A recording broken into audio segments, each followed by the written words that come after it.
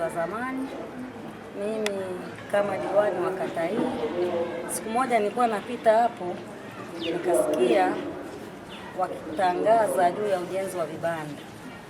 Niliwiwa sana kuona na sisi msikiti wetu wa mji wa zamani unakwenda kupata mradi.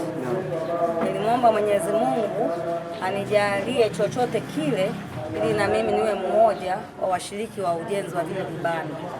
Kwa hiyo kwa siku ya leo Mwenyezi Mungu amenijalia kupata mifuko 5 ya simenti, tripu 1 ya mchanga na tripu 1 ya mawe.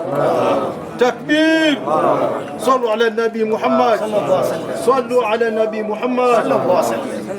Kwa hiyo kwa saa hizi nakabidhi mifuko 5 ya simenti, lakini na mchanga usipofika leo utafika kesho, na mawe na yenyewe atafika kesho au Jumatatu. Takbir!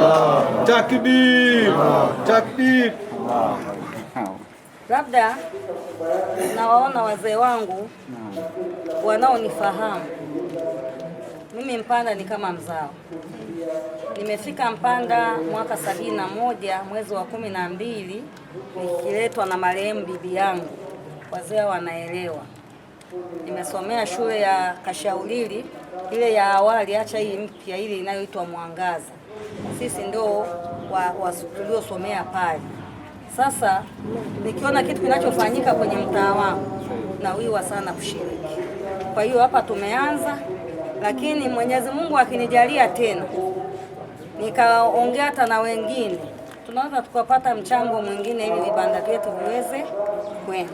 Sallu ala nabi Muhammad. Sallu ala nabi Muhammad. Naitwa Khalfani ya Kweli, ni katibu wa msikiti wa Nuru mji wa zamani. Alhamdulillah, namshukuru Mheshimiwa Diwani kwa siku ya leo. Ametuzawadia mifuko ya simenti 5 kama mnavyoona hapa, na kama alivyosema kwamba itakuja na mchanga pamoja na mawe.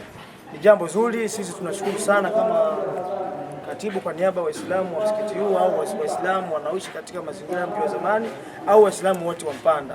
Kwa kweli jambo lilofanya ni jambo la kuigwa na ni jambo ambalo yani kila mtu alichukulia uzito kama alivyoliona lina maana kwake, na tuombe yani kila mtu alijua kwamba ni jambo nzuri sana. Nzuri sana Mheshimiwa, sisi tunashukuru sana. Nimefurahi sana kabisa. Nimefurahi sana kwa jambo hili ambalo ametufanyia kama Waislamu. Yeye si Muislamu lakini ameona jambo hili wanafanya Waislamu na ninakaa katika maeneo hayo, na mimi napaswa kuchangia katika jambo hili. Ni wachache sana katika wengi ambao wanaweza kufanya katika mambo kama haya.